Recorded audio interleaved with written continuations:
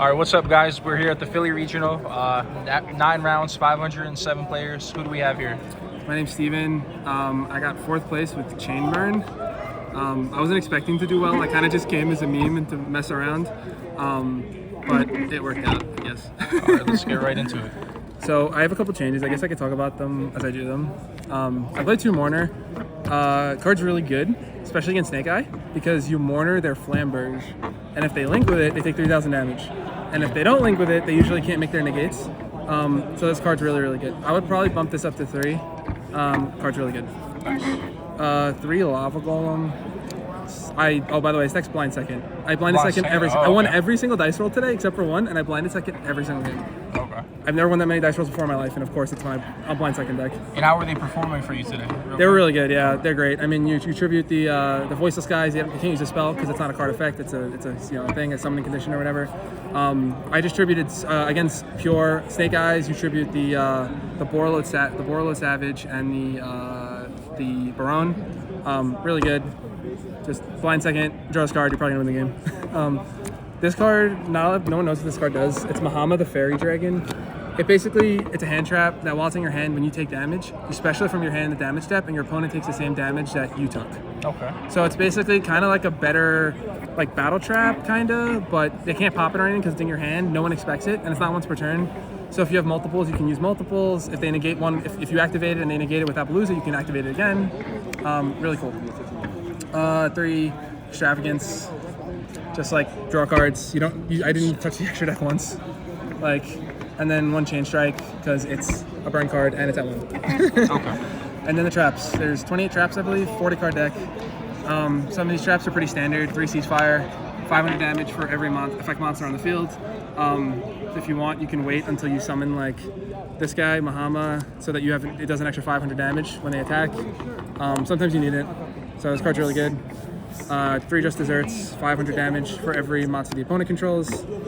Same thing, wait for them to use like Flame Burst to bring stuff back. Hit them for like 1,500 to 2,000. Yep. 3 Secret Barrel, it does 200 damage for every card in their hand and on their field. Card's really good. It's like a good consistent burn card. It's always hitting at least like 14, 16, 18 damage usually. And then 3 Secret Blast. It does 300 damage for every card on the field, and then if the opponent destroys it, they take an extra 1,000. So what you'll do is you'll like leave it set. They'll go like Phoenix Pop, and then you'll chain it, and then they'll take like usually like 15 because they usually have like 5 cards on the field plus the extra 1,000. So 25 off 1 card is crazy. So card was really good today, and it's not once per turn, which is really nice. 3 Ring of Destruction. This card's also insane. Oh my god. It's a hard once per turn, which sucks, but it just does so much damage, especially if you like give them Lava Golem, and then on the standby they go Lava Golem burn for 1,000, chain that another 3,000. They're already at half life, and it's just like then you only need like a couple more cards to beat them usually. Card's really good. There's also a combo that I did today where I played against I think Snake Eye or something, and they bricked, so they just passed, and it doesn't matter if they break because I can't really do anything until they play usually. Yeah. So I kind of just set this, and I had this in my hand. And then he summoned Flame Burst, and I used this on it, and then I ringed it. So he took 6,000 damage, yeah. And then he was basically dead in like another couple cards. 2 Trap Trick, just consistency. It's good for getting like any card out of your deck. Like you can get like just Ring if you need it, or Just Desserts if they have a lot of monsters. Just really good. This card, I don't know how I feel about it. I might cut this card. It's Boo Boo Game. Basically, when it's on the field, if your opponent attacks, it just like stops an attack. Okay.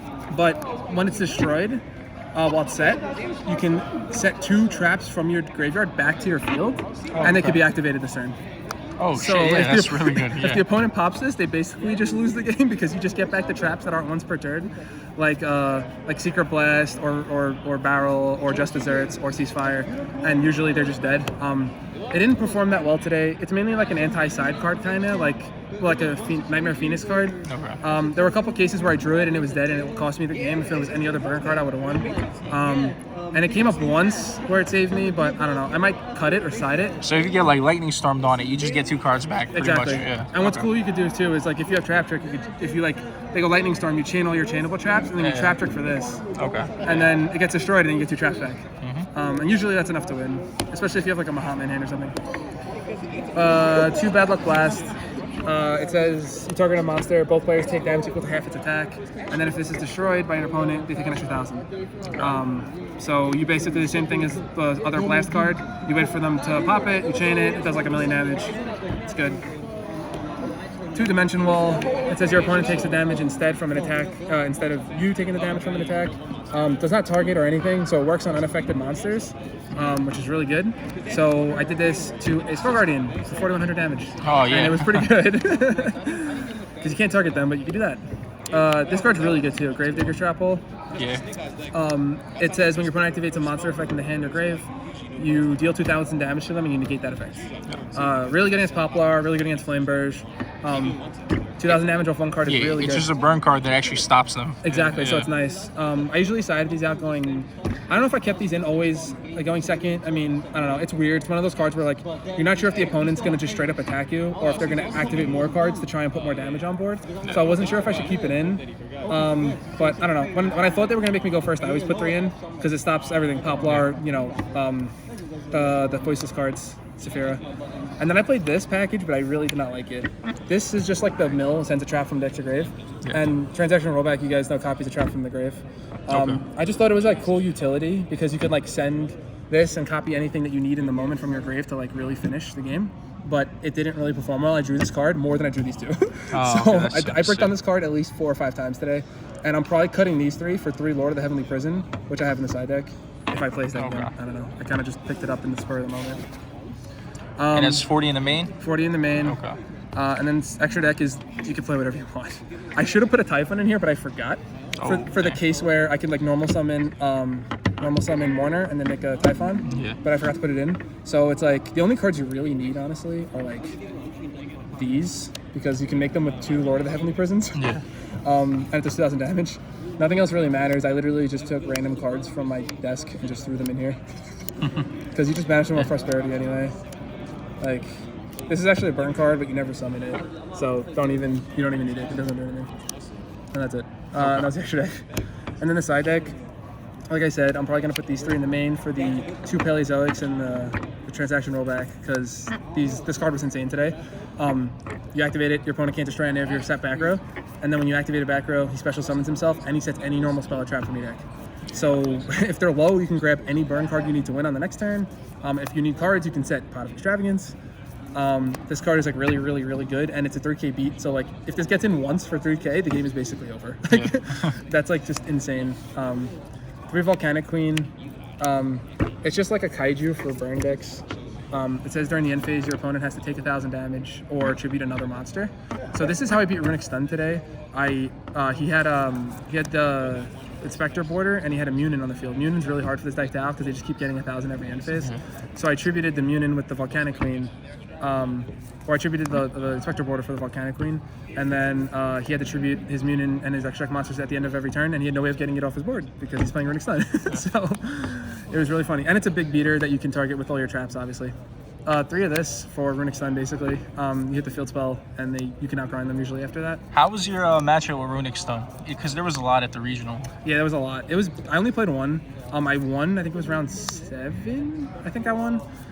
It's hard. It's really hard because destruction like destroys you, but usually you can draw enough traps to burn them before they can mill you. Okay. Usually, it depends. Remember, there's a lot of traps that trigger when they're destroyed.